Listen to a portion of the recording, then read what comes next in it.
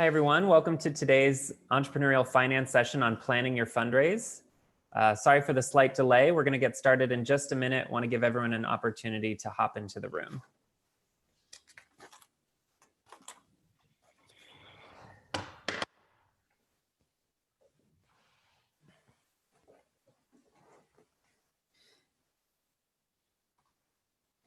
See a great group this morning. Come on in.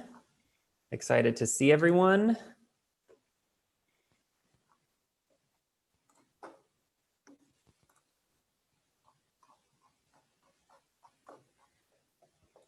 All right. Well, good morning. I think as we get ready to kick things off, we can start with some introductions. I am very excited and grateful for today's panel. It's an excellent group of leaders here in Arizona and calling in from the Bay Area. So I'd love to kind of go around the horn and have you introduce yourself. Stephanie, if you'd like to kick us off. You're picking on me. I didn't know I was going to have to go first. Good morning, everyone. I'm Stephanie Sims. I'm the founder of Financeability, and what I do is help entrepreneurs tell economic stories that get investors to say yes. I'm excited to be here. Thank you, Stephanie. And Caroline, welcome to Arizona virtually. Hello, hello. Great to be here, and thanks for having me. My name is Caroline Duffy. I am an early stage venture capital investor and angel investor as well. So I focus primarily in my day job on companies that are in the tech space. AI specifically is a big focus area for me. And then in angel investing, anything is fair game. So looking forward to the chat today. Thank you. And thanks so much for making time. Greg, welcome. Hi, I'm Greg Scoresby. I'm the founder and CEO of Campus Logic. We're a B2B SaaS company selling a student financial success platform to colleges and universities so that they can make the student experience mobile, simple, and personalized. Awesome. Thank you, Greg. Tom Curzon. Hi, everybody. I'm Tom Curzon. I am, I am a corporate lawyer, been coaching startups for about 38 years. I'm also an angel investor, and I am currently chairman of the board of Startup AZ Foundation. Awesome. Thanks, Tom. And Jim Golka. Good morning, everybody. I'm Jim Golka. I lead Arizona Tech Investors. We are about 100 men and women who invest our own money in early stage companies. We've invested in about 75 companies. 2/3 of them are Arizona companies. One of our great successes is in the little box next to me at Greg Scoresby at Campus Logic. And we're glad to be here. Awesome. Thank you, Jim. And for those who don't know, my name is Mark Moeremans. I'm the Senior Vice President of Entrepreneurship and Venture Development with the Arizona Commerce Authority, and consider myself lucky to be in a little box next to all of these great leaders. And so this is part of our Entrepreneurial Finance series. We've talked in previous sessions about kind of creating your capital strategy as well as on how to structure your cap table. We'll likely have one more session in this kind of family of topics before the end of the year. And today's session is around planning your fundraise. So we're going to get into the real meat and potatoes about what to be thinking as you're preparing to go talk to investors. But before we even get there, I'd love to ask Stephanie to kind of give an overview about a helpful framework for people listening in to think about as they plan their fundraise process. And then we can kind of spend time in each of the sections of that framework. Sure, and I'm happy to do that. I like to think about the fundraise as kind of a formula. And so there's really 5 components of the fundraise. The first one is that you need a very clear milestone-based ask. So if you don't know how much money you're looking for or what you're going to use it for, you're really going to struggle to find the right investors for you. Once you've got that, then you need to think about who the best investors are. I know Caroline mentioned that she kind of wears 2 hats. She wears both an institutional hat through venture capital and also angel hat.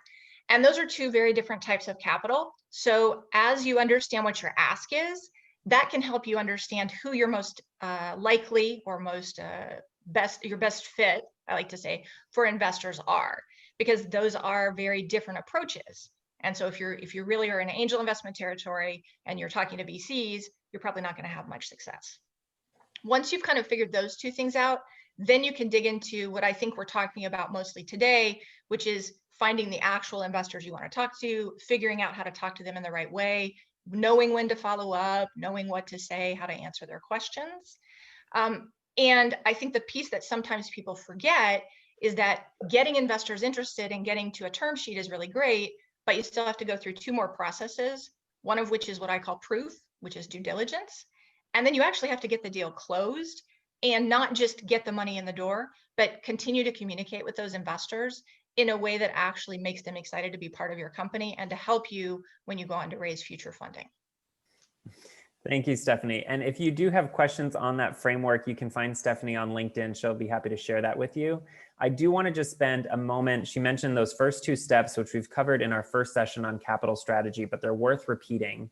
And Tom, you did such a great job in that panel of kind of outlining the milestone-based asked component, which is what I just really want to highlight before we get into planning, because we've talked about how people plan to fundraise because they're running out of money. And that is not the right time to be planning a fundraise. That's not how you should be thinking about your fundraise. So Tom, if you could just talk a little bit about that milestone-based process. Yeah, I think what you're referring to is the component of the capital strategy where you're thinking through your growth path and what you need to accomplish in order to demonstrate you're taking risk out of the deal and out of the company. So if you think kind of at the birth stage and you've got a business plan, maximum risk, then a next milestone might be MVP, where you're figuring out what's your minimally viable product that you would then want to test. And then maybe the next really big milestone would be product market fit. And so what you're wanting to do typically is to think about how much money do I think I need with a cushion and kind of all the things you need to crank into thinking it through operationally and cost-wise is how much do I need to prove that next milestone? And then that's a way to be and then have an idea about what you'll need for the next milestones after that, because your discussions with your investor prospects, they're going to want to know your thought process and why this milestone, why the next one, what's your confidence level, et cetera, et cetera, et cetera. So thinking it through from that standpoint is the way I think about the milestone process, Mark, that you just referred to and that I think Stephanie was describing. Yeah, thanks, Tom. I think that's helpful. And the point that I am really just trying to highlight is there's the brass tacks tactical planning for your fundraise, which we're going to get into. And then there's the overarching strategic planning of your fundraise that's matching kind of that fundraising plan to your business plan. And so if you do have more questions about that, definitely go back and watch that last video. I'll type my email in the chat if you'd like access to it, because I think that piece is really critical to kind of nail first. Any of the other panelists kind of want to weigh in that strategic planning of your fundraise from either an investor perspective or founder perspective before we move on into that kind of tactical brass tacks? All right. Well, then I would love to hand it over to Greg to talk about timing. As we talked about kind of the overarching milestone timeline, but within the fundraise itself, as a founder, Greg, how early do you think about setting up that fundraise if you know that you're getting ready for it? How in advance are you starting to prep? Yeah, for context, Campus Logic has raised just under $200 million over lots of years. I'm not sure I'm good at anything, but if I am good at one thing, it's probably raising capital. Not because I was initially, but I had to learn to develop some skill there. I would say one of the things that can be uncomfortable for us, there's so much to do in building our businesses that it feels like there's this second full-time job that I've got to go do, raising capital. And that's true. And that's always going to be true in my experience. I mean, I'm always talking to investors. We just finished $120 million financing with Dragoneer Investment Group, a great private equity firm in San Francisco. And I'm still talking to future investors, not because we need capital, but I just always want to have access to that. So I would say get comfortable building relationships with the investors, with investors at all times, and start way earlier than you think you're going to need to, because it's going to take twice as long. It's going to be twice as hard. and you're going to need to talk to twice as many people as you probably think you will need to initially. So I would say early and often is the short answer. And Greg, you also mentioned on our previous call something about kind of the 2 40-hour-week type jobs that are going on. So timing within your work day of how you're allocating your time to fundraising. Can you talk a little bit about that? Well, since I think probably most people on the call are really early stage, they're probably thinking about a first capital raise. And at least that's my guess on who most of the listeners are, or a second capital raise, but early stage. When we raised we were really struggling with some of the milestones that Tom mentioned. We were struggling with product market fit. We were struggling, in fact, in 2013, we were out of money. We didn't have a product that worked, no cash, no customers, no product, the wrong team, right?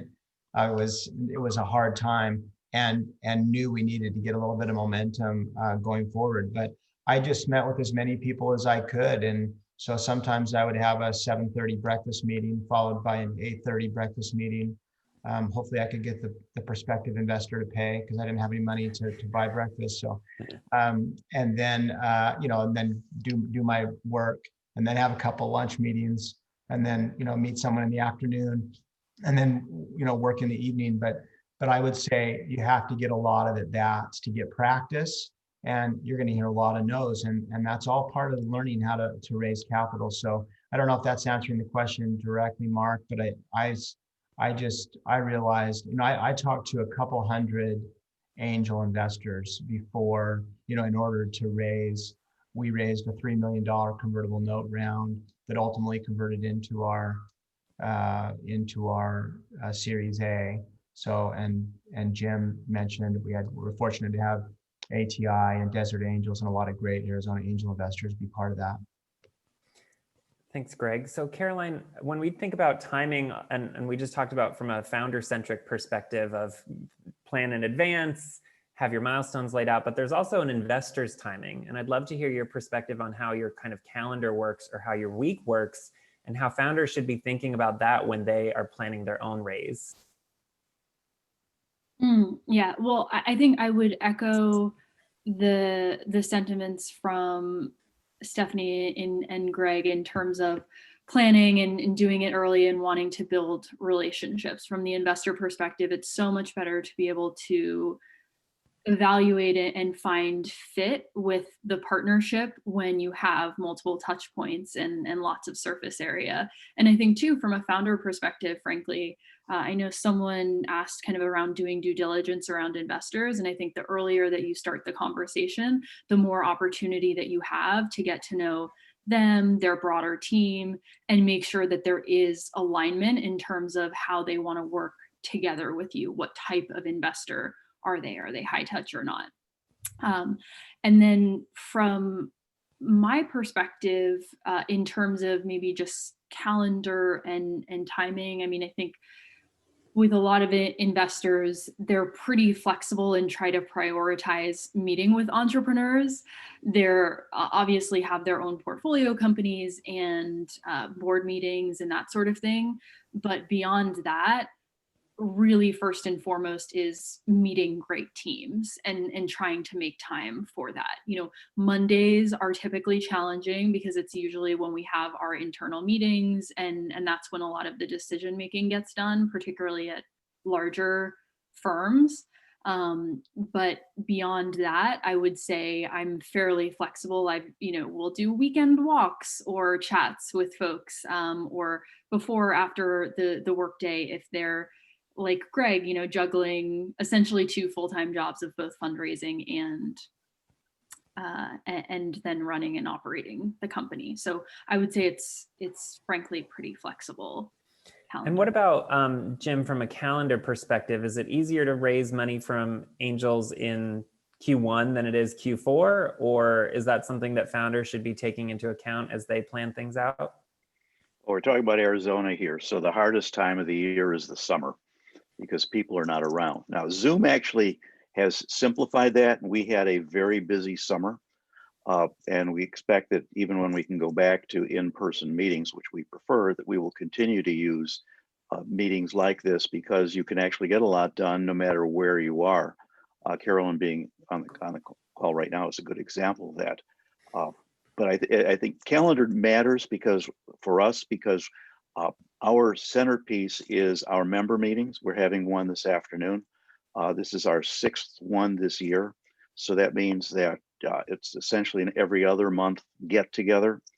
And so getting selected for that is a process that begins a couple of months beforehand. And on average, I touch about between 1,200 and 1,400 companies a year. And I think it's important to recognize that while a founder is obsessed with his or her own company, investors are looking at a lot of different companies and have to select from those that make approaches the ones that are really worth paying attention to.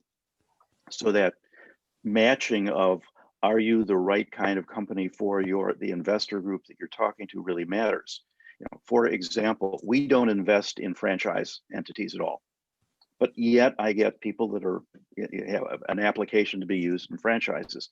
Not a smart move, and it just means they get very short shrift, and they've spent some time coming to us. That's a waste of their time too. So focus on that is I think important, and the recognition that the first conversation you may have with any kind of investor is certainly not going to be the last one, and it's certainly not going to immediately generate a face-to-face meeting followed a week later by a check.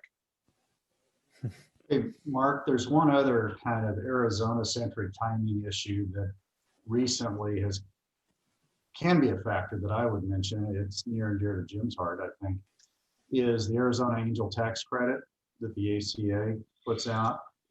Under current funding, because it's limited, it tends to run out sometime January, February, March, right?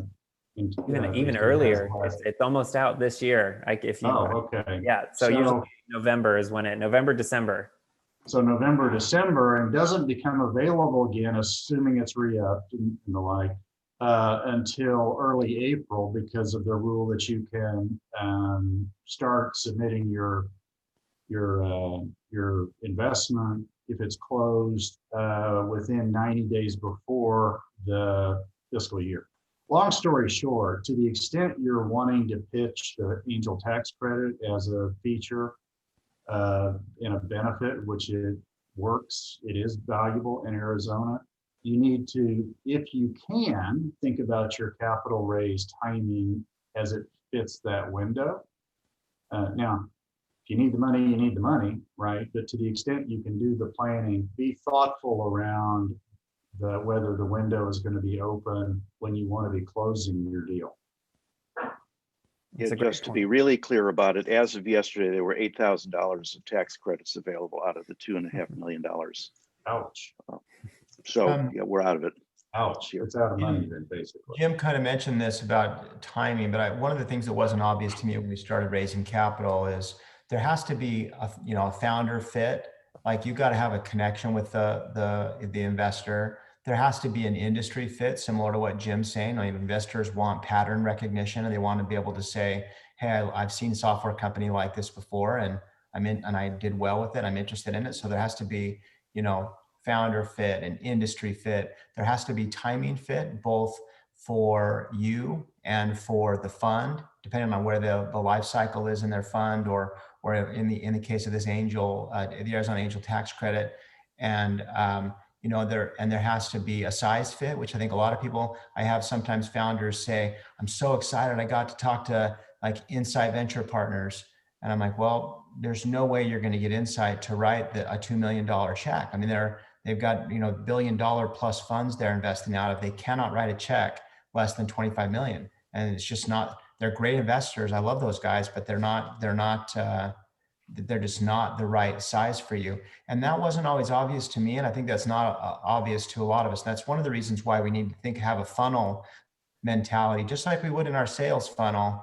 You have to have a funnel mentality with all sorts of investors. And that's probably been discussed in previous calls, but you need to have a big funnel and be focused and be okay when something doesn't work out, because it's not a founder fit, it's not a timing fit, it's not an industry fit, or it's not a size fit. You just move on to the next opportunity in the funnel. So Greg, you bring up a great point that I want to dive into, which is I think of it as sort of founder discipline and having a really disciplined, structured process that they're going through. And I'd love to, Stephanie, I see you nodding over there. I know we talked about this. I'd love to hear kind of how you advise founders to be really organized in this funnel process that Greg is talking about. What are the tools that they need? What are the steps they need to take to prepare themselves for that discipline? Yeah, and it's funny because we did talk about this before, but I think this is another place where sometimes we do ourselves a disservice as early stage founders who haven't been through the process before. Greg makes a great point. Fundraising is just like marketing. And just like you can't sell your product or service to anyone and everyone, you can't raise money from anyone and everyone.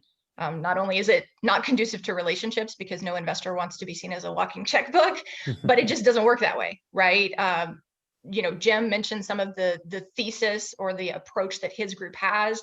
I'm sure Caroline could share some information about the thesis that both her fund has, but that she has as an angel investor. But if you're talking to somebody who doesn't invest in franchises and you're a franchise business, you've just wasted their time and your time. And so the very first thing you have to do is really get very clear about who is a good investor for you. And I know we had the question earlier about, how do you vet investors? For me, that's the first step of vetting investors, is understanding who's really a good fit for you. And that way, when you speak to them, you also have done some due diligence and you can share why you're a good fit for them because you know what they invest in. So I'm going to open this up free for all. You're creating a list of your ideal investors. What are the criteria that you're including on that kind of in those columns on maybe an Excel sheet that you're ranking these firms on? To me, go ahead, Jim, go ahead. I was only going to say that you should be looking at the timeline that investors use. I mean, we've talked about this, sort of touched on it a few times, but nothing happens immediately. And so being prepared with the materials that the investors are going to want, not only for you to deliver, but also to have time to analyze in their own way, matters a lot. So typically, there are some angels that can move extremely quickly. There are others that take some time. In our group, from the time a company pitches to the time it closes, typically 2 to 3 months. Venture firms tend to take longer because they go in deeper and they're later, so there's more to look at. So you have to be prepared for all of that. And you look at stylistics. One of the characteristics that we say very clearly is that we don't do business with jerks, which means, we want to have a good fit with the founders. At the end of the day, we don't have to make investments. And so we invest where we choose to do so.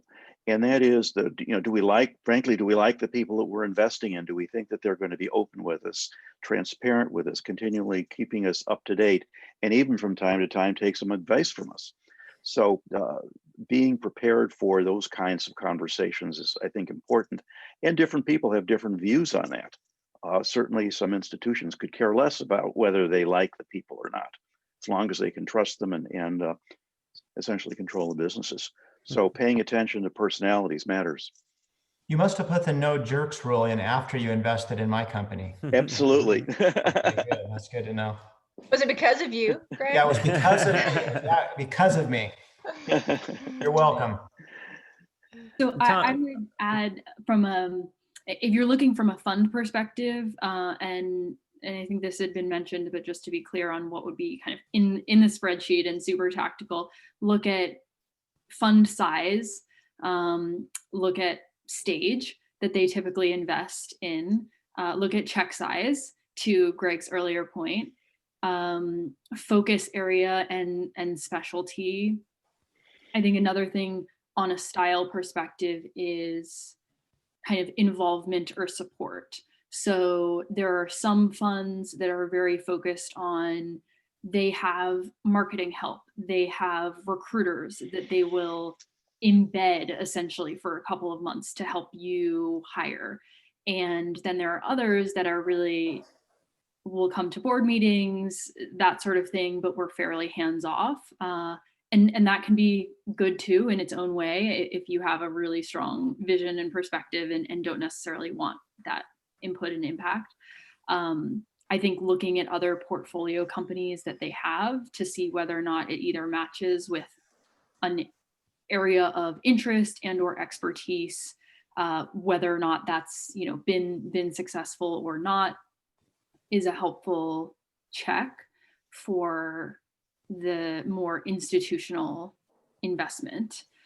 On the angel side, one way that I think can be helpful to frame it to find the right fit is also what type of support and advice do you want at that time? So as an example, you know, I talk to a lot of founders who are really eager to have someone give them support on developing enterprise sales, for example. They don't have experience with that as a first-time founder, and they're looking for that. And angels are a really great way to get some of that advice without hiring someone full-time or finding someone, or they can help you then hire later on. And it's something I too ask founders who are pitching me at the angel stage, is to say, what kind of angel are you looking for? What help and support do you want?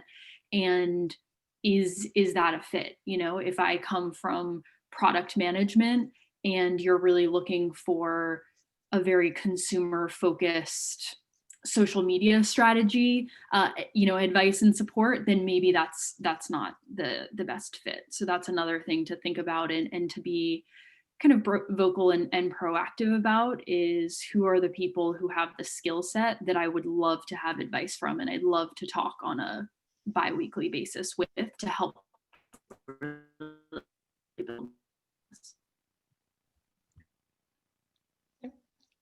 And So Mark, go if I ahead. can add to that a little bit, I think particularly focusing on the angel investors, that was exactly right. But I want to emphasize that a lot of the angel investment process really revolves around, I think, something Greg talked about early, which is just meeting. It's building out your network, and it's a process, and it's how you learn about the reputation of investors, right? Because that's an important kind of due diligence thing, is if you can find out, do they have a reputation as investors? But in the advisory board is often, I think, a really good place for a startup to begin, which is find a handful of advisors around them who can help give them guidance and input, but also have their own networks. And then start building from there. And every time you meet with somebody, you ask them, do you know anybody you think might be an interesting fit for me to know? And would you make an introduction? And honestly, I've come to believe you should do the same thing with founders of other startups. You would be very smart to build relationships and network with other founders to find out from them, how do they navigate these same waters? And have they heard of such and such that you're considering as an investor and the like? And really, by building out your networks, you can enhance the likelihood of finding the fit you're looking for at that particular time for what you need. So I'd like to add, go ahead, let Jim. me add a couple thoughts to this too, because I think these are important. If you're raising $2 million or less, you should not be outsourcing your fundraising to some investment banker or somebody who's going to make introductions to you for a fee. You know, we don't need intermediaries. That's capital leakage as far as we're concerned, because the interactions we want to have are with the founders. And you know, if the founder's hiring somebody else to do that, A, they're not engaged, and B, they're spending money for somebody who's simply going to go through a contact database and dial for dollars, which is not useful. The second is, once you get some investors who may not fund the whole round, their interest is in getting that round funded. So we become helpful to find other like-minded investors to participate in the round. So it becomes a proliferating network of investors. And we're doing one right now, a local company where we've invested about $250,000 in the raise, and we've got about $800,000 additional being raised by groups, angel groups around the country as far away as South Florida that we've known and brought into the deal. So the network effect here is very important, not only for the specific round, but these become contacts for further conversations for further funding. Brian asked a question I can see in the chat, just in this, I think this connects with what Jim's saying. So I've raised multiple rounds of capital, and I know lots and lots of bankers, and I've never once used a banker for this capital round. I think it's true. And Jim mentioned in the early stage, less than 2 million. My personal bias is I always want the first contact with potential investors to be me. These are people that are going to be on my board. I want a relationship with them, and I want to know what it's going to be like from the very beginning. Christian Jensen, who's a partner at Dragoneer Investment Group, I just was looking back in some old emails. The first time I met him was 3 years before the fundraise we did with him. We weren't even close to being in the right size, but I stayed in touch with him. And then when we were ready to raise capital, and every time I was in San Francisco, I'd stop by and see him, even if he didn't want to see me. And then when it was time to raise a fund, they were interested and ready to go. So I personally think the CEO should be the capital raising point, not anybody else. In fact, if I put my angel investor hat on, I think it's kind of weird when the CEO isn't out there talking about her business or his business. And so to me, that's an important distinction. We talked about funnel, and just one last point on funnel here. Funnel is one thing, and what you do with the funnel is another. I see some founders here that are so good at giving consistent and regular updates on progress. Every investor wants to invest into momentum. No investor thinks, hey, I haven't heard from these guys for a year. I'm interested now. You want to make sure you're, just like you would kind of run a marketing drip campaign on your customers, you want to be dripping on investors saying, hey, look at the progress I made. I was having a problem with this feature in the product and I fixed it and it's going great. You know, I had a $300,000 of pipeline and I closed 100,000 of it. And you want to be able to show progress because every investor wants to invest in momentum. And there are multiple forms of momentum. Certainly revenue is the biggest one, but make sure you put your milestones that you've met. You know, you got to market those just like you would market your product. You got to market your progress to investors. So Greg, on that funnel piece, you mentioned at the beginning that you're going to talk to double the amount of people that you think you need to. How many in your funnel, how many people are you putting into that funnel? Just to give people on the line maybe a hint of the scale that this operation becomes, and do you rank them? Well, I always think about, someone asked a question at the top here about, do I vet investors before engaging them? I mean, to be really candid, and if you had a checkbook and the check would clear in 2014, I would take your money. Like, I was like, if you're an accredited investor and you had a checkbook, like, I mean, if you were super toxic, but I didn't meet toxic people. I met people that wanted to help me build my vision. So I think it depends on the capital raise, but it's reasonable to think that you're going to talk to 10 investors, 10 angel investors, individual check writers, maybe, to be able to get like a few, like one or two, and maybe more than that. I don't know. That depends on how, I guess, filtered and focused you are. And maybe people are better at this than I am, but that's what it was for me anyway, where I had to just talk to a lot of people. And some people would say things like, well, like, what's the collateral? And like, well, okay, I'm a software company. You're definitely not the right investor. Like, if you've got a real estate mindset, or I'm going to lend you money. And I'm like, that's not what we're talking about here. Yes, it's a convertible note, but like the ultimate instrument you're going to get is equity in this company. And so sometimes investors, you know, that's just filtering, but I don't know the perfect ratio, but it's not, my batting average wasn't 500. It was way lower than that. And so I would just, and don't get discouraged if you talk to 10 people and you get one investor, be thankful for the one investor and go talk to 10 more. Like that's sort of my suggestion, but I don't know if there's a perfect formula. Maybe someone else has another suggestion there. Well, I was just going to piggyback on that and say, to your experience, Greg, if you are able to get better at identifying who's a good fit, I think that your hit ratio, your conversion rate is probably better.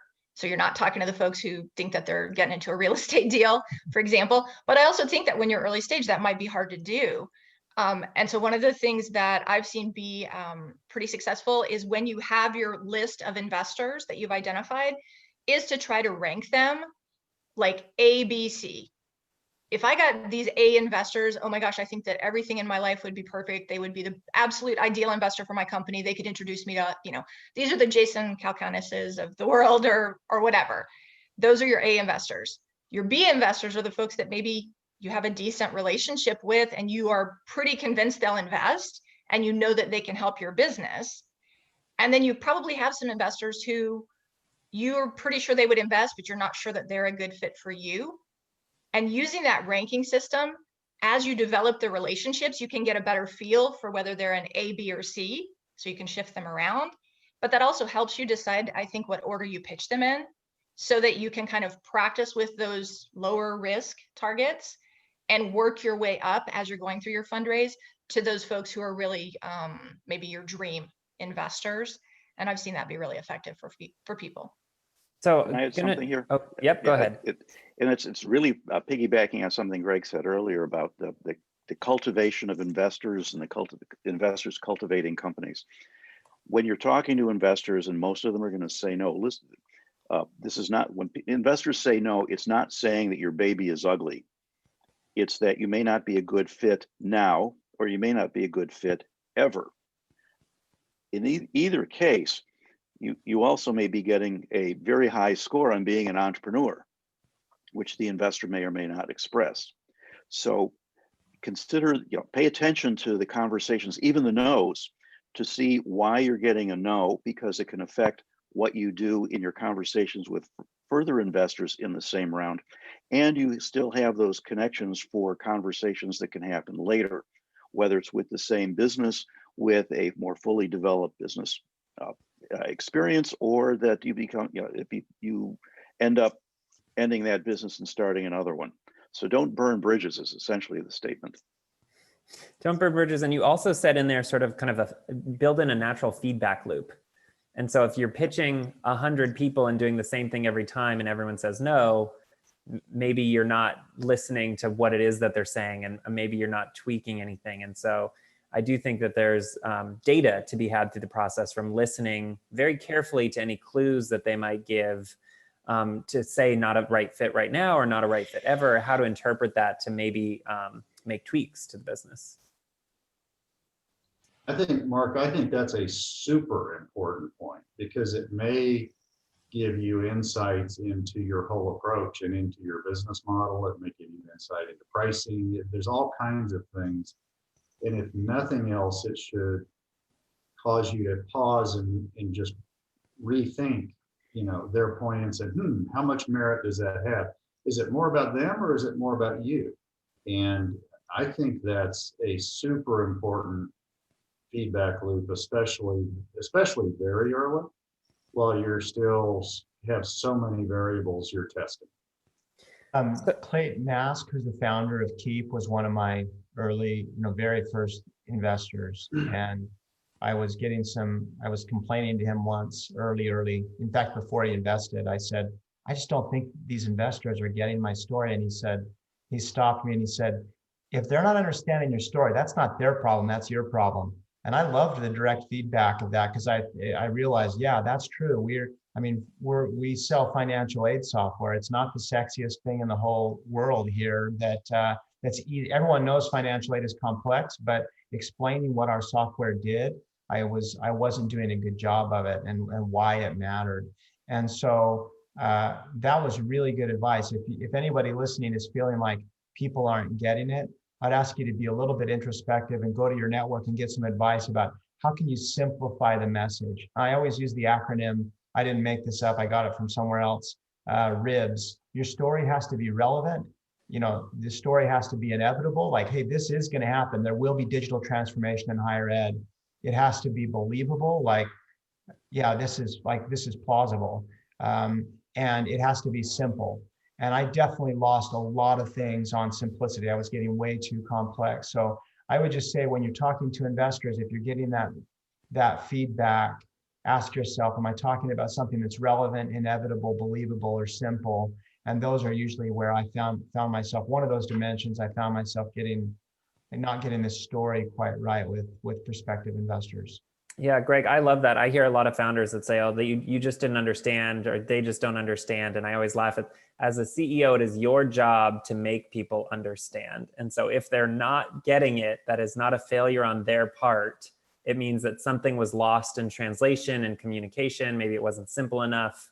And so that introspection piece, I think, is really important. I see a quick question here, and then I want to move on to another topic around kind of investors that maybe said no on one of these big companies and being wrong in that sense. I want to come back to this idea of fit, because maybe they weren't wrong, and investors, especially at the institutional level, have very strict kind of theses and lanes that they have to move within.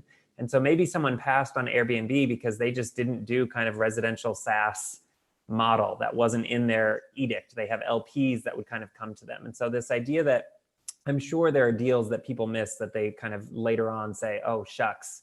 But it's not always necessarily about being right or being wrong. It's about being disciplined and staying true to kind of what you've agreed to invest in.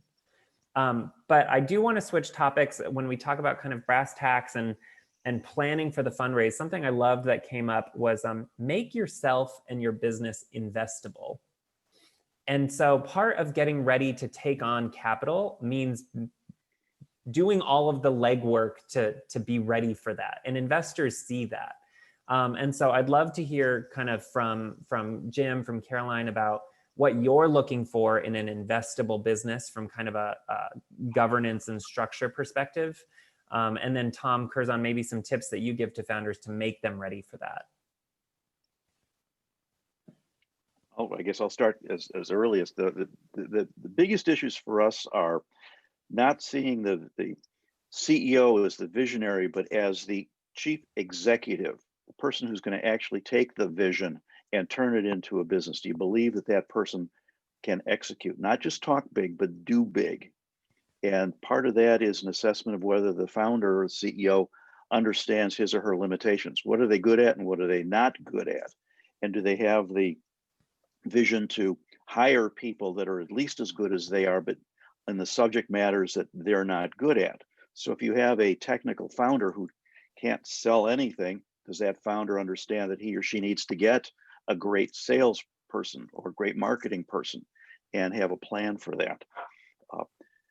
The second is this notion of being coachable. You know, do they listen to everybody around? It's not taking our advice, being a yes person to say, oh yeah, whatever you say, that's great, we're going to do it.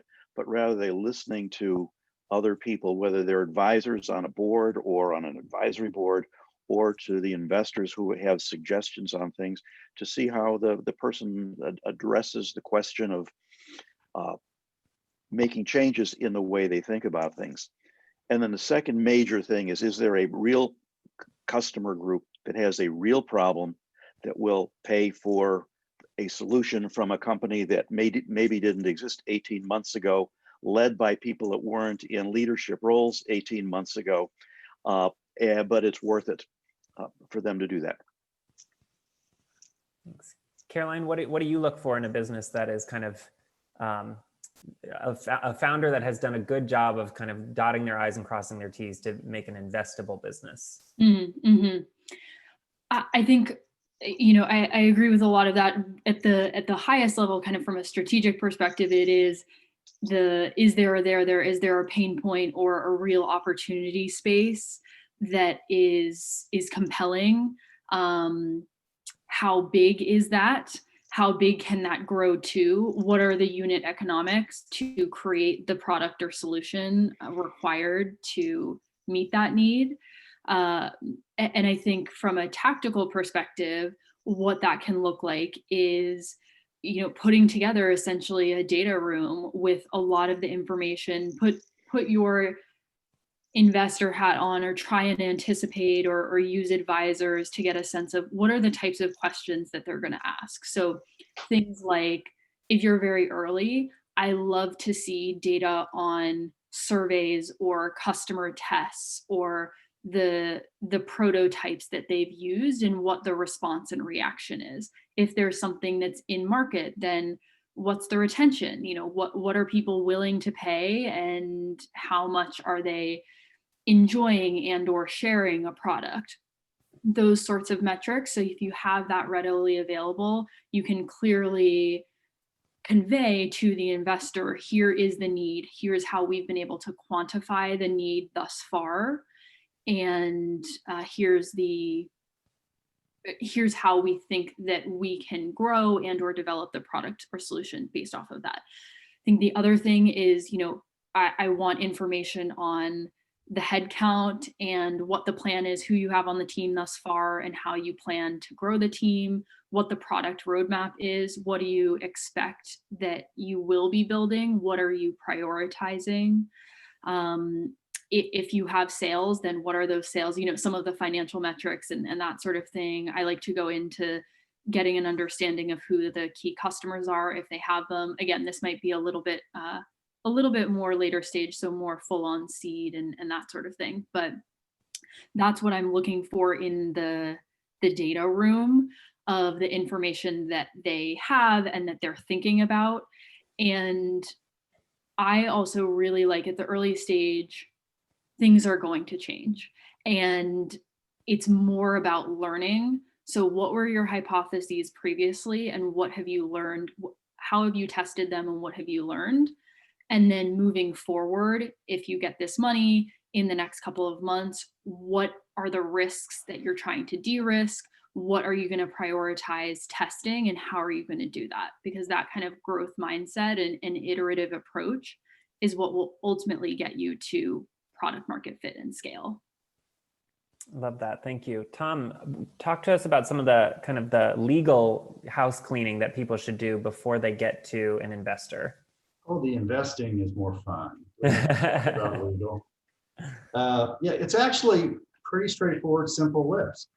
Number one, big picture, what you want your investors to have the early impression of is that you understand the game and you know how to play the game.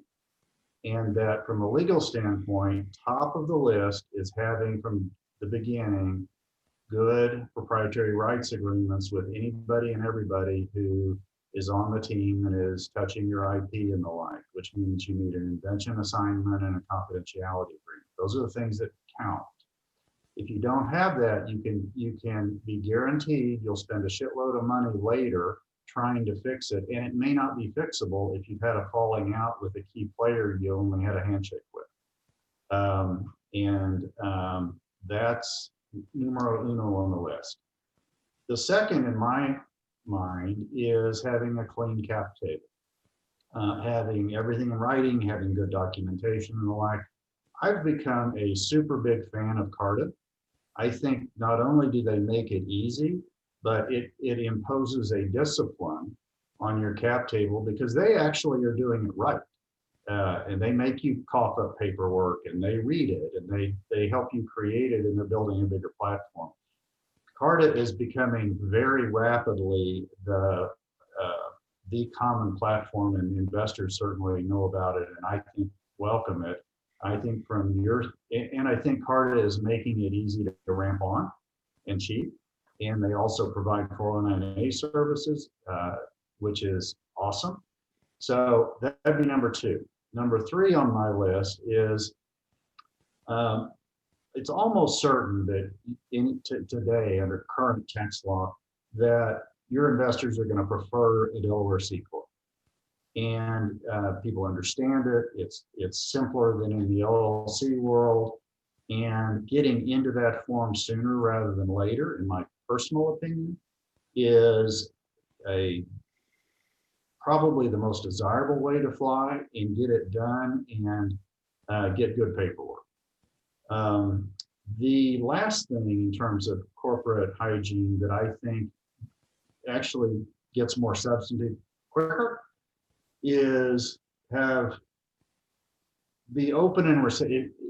You may or may not in your first note round have a board of more than the founder. But I encourage people to get to a real board, even if it's just a 3-person board, as soon as you really can, and begin learning how to do that. And then know that you're going to have one or more investors join your board, and that it's really important. I've seen now, I've invested in, unfortunately, several startups where the angels, me included, did not really insist on getting good board structure in place early enough.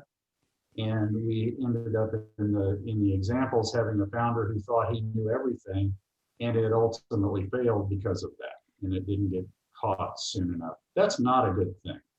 So corporate governance, I think, is good to get started, even if it's just beginning with an advisory board that then is going to help you morph into governance.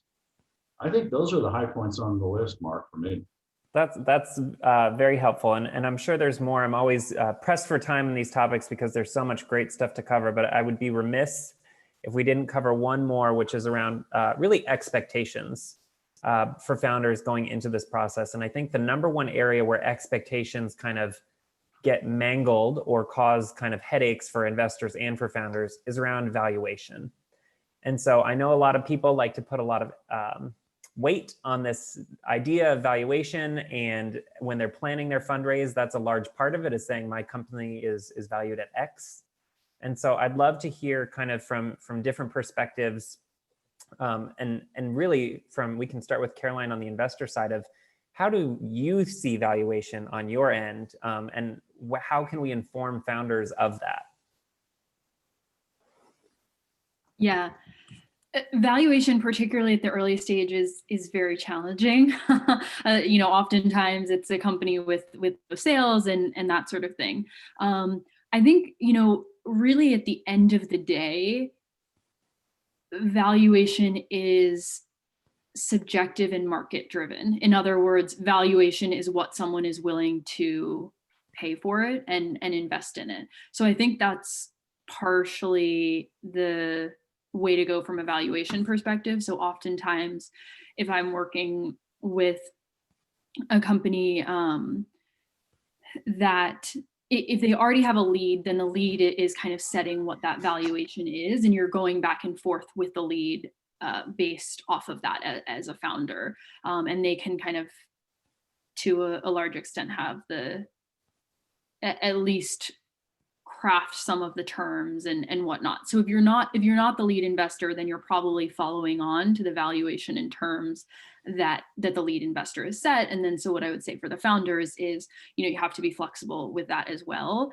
that they're going to have a strong opinion on that.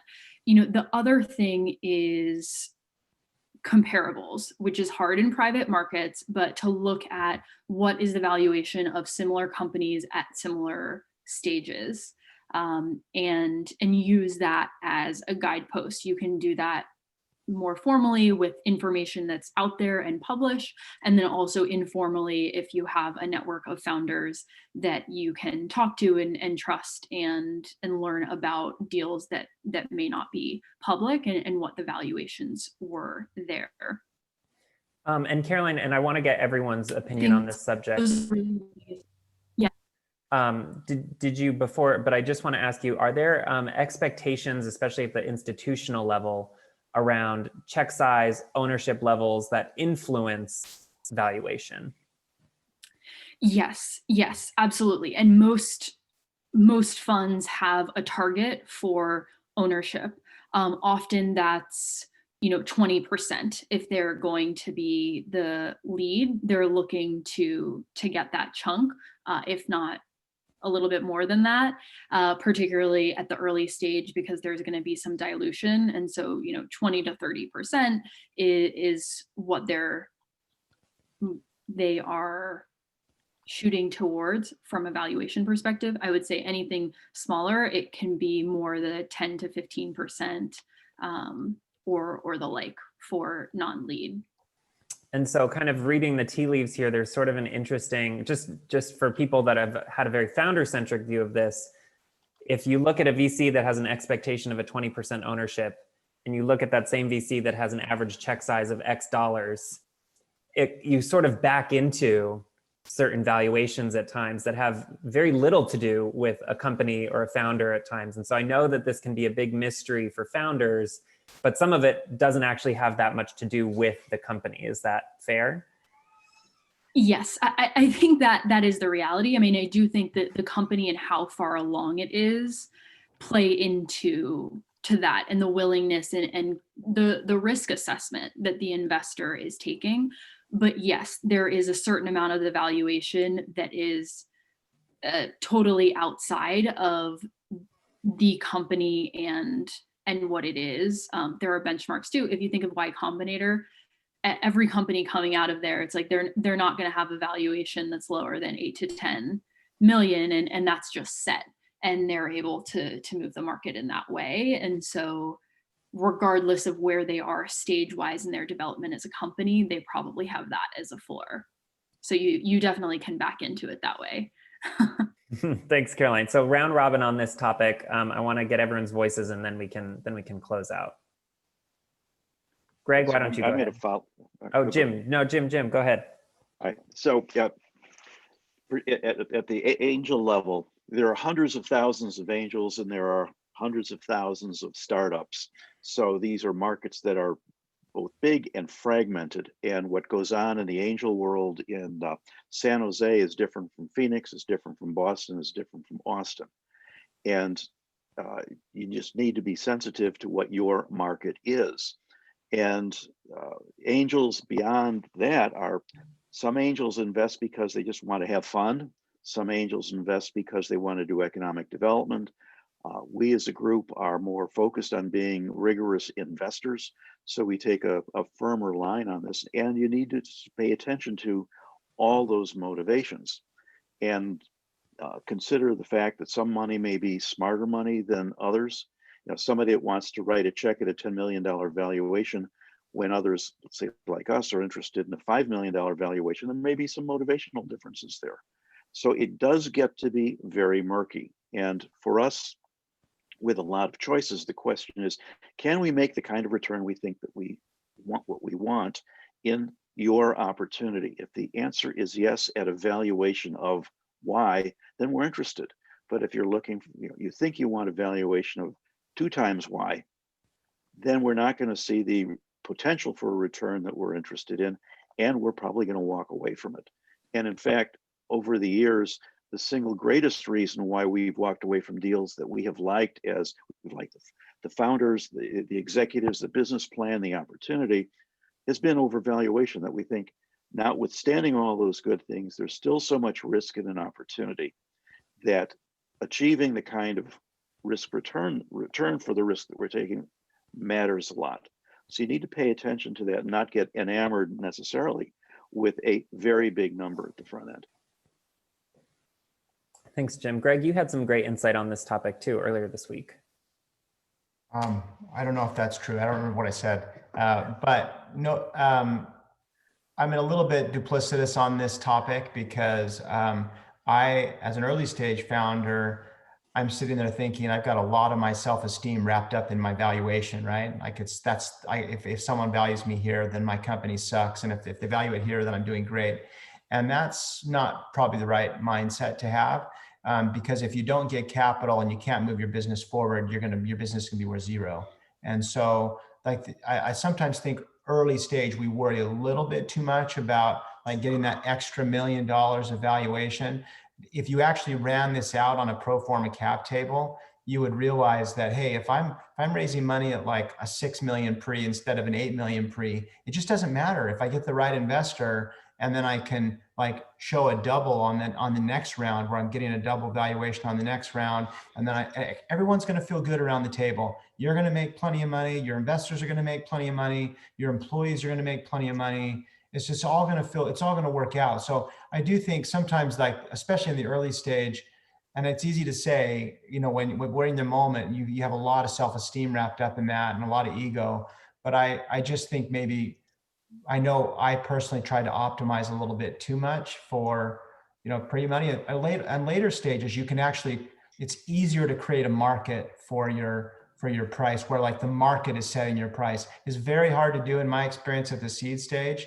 But later on, the market's going to be like a little more efficient and tell you and everyone what the price is, because you can go get like 4 or 5 term sheets if you're doing well and run that at the same time. But in the event that you've got one term sheet, I would say don't get so hung up on like that valuation where you maybe like lose an extra point or two of your personal ownership, but you get this great investor, the right amount of capital, and the right tools you need to move your business to the next milestone. That's great. And Greg, just to remind you what I heard you say too is about kind of dancing around the question, right? Because it's kind of a who blinks first and throwing out a number. And I loved the way that you handled that with investors. Well, I think you don't want to be excessively coy here, but if you have the, I think it's a fair question as a founder when an investor says, well, what do you think your business is worth? What they're really trying to figure out is what Jim indicated is, are the expectations so high? And you want to be careful to not be, are they so high I can't get a deal done? You don't want to be excessively coy, but I do think it's a fair question to say, hey, look, nobody's reinvented the financial aid market before, and we're doing that. We're a highly successful B2B SaaS company. You guys invest in B2B SaaS companies all the time. What do you think a company like us is worth? And investors like typically don't want to answer that question either. And if you have the ability to run a process and let the market tell you, I think that's a really good response to say, look, I think our business is great. These are my metrics. I've made my business investable. We've met these milestones. We're running a process with just a handful of investors, and we're going to get term sheets, and that's what will tell us what the price is. So I think it's a fine balance of being excessively coy, because that can be annoying to an investor, but at the same time, you don't want to say, hey, my zero revenue business is worth 30 million, because nobody's going to talk to you again if you do that. So anyway, it's a fine line, but I think asking for more input about what they're seeing in the market for comps, I think it's a fair question to say, and not being too focused on just the raw number here, but think about what you're getting as a whole. Thank you. Stephanie, if you have anything on valuation, then Tom, you can close us out. Yeah, I was just gonna plus one what everyone said. And I think that the thing I see quite often is that people get their ego wrapped up. Like, no, my company's definitely worth blah, blah, blah. And it's like, well, to Greg's point, if you don't raise this capital, is your company gonna be worth anything? I think you have to balance that though with not going so far in the direction of the investor that then you shut off the opportunity to raise capital in the future. And that's where having people around you who can advise you about that can be really helpful. And the ACA giving information like this is also a great place to get that information. Thanks, Stephanie. And Tom, any kind of final thoughts on valuation or this process in general? Yeah, a couple quick points. One is, personally, I think it's important to keep in mind at the early stage fundraising that the valuation discussion is not about value. You can't go and sell the company for the number you have in mind. In some ways, it is the result of a math equation. What really value is about is a fair percentage ownership in the company for the amount of money you're raising. And the more accomplishments you've made against your plan that de-risk it, make that discussion go your way easier to be able to say, I've accomplished these things. I think it's fair that for this 20%, and you play the conversation out. But it's a math discussion, and it's not about value, except that's a proxy, okay? Because you can't sell the company for that number. The other thing I would really urge is what several people have talked to, which is be careful of what you wish for. If you get an overly aggressively high valuation and then you don't perform, there are a few things worse in this particular startup world than a down round financing. It is very discouraging for lots of people. And so be careful what you wish for. Well, Tom, thanks for leaving us on that happy note. Oh, sorry. Well, I'll close out. I know we went a little bit over, but it was just such an important topic, and I really wanted to hear from everyone. So first off, thank you to our amazing panel. Really valuable information in here, and it's always such a pleasure to kind of hear from such experts. And thank you for those that made time today and for staying with us a little bit over. This will be recorded and posted to the ACA's YouTube channel. You can always message me for the link if you can't find it. But stay tuned we'll do one more in this series in early December. And so I look forward to seeing all of you then. Thank you again to our panelists.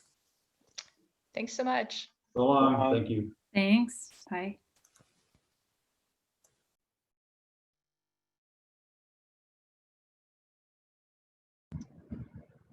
Hello? Hey, Lisa, there's still a few people on. Hang on just a Okay. sec.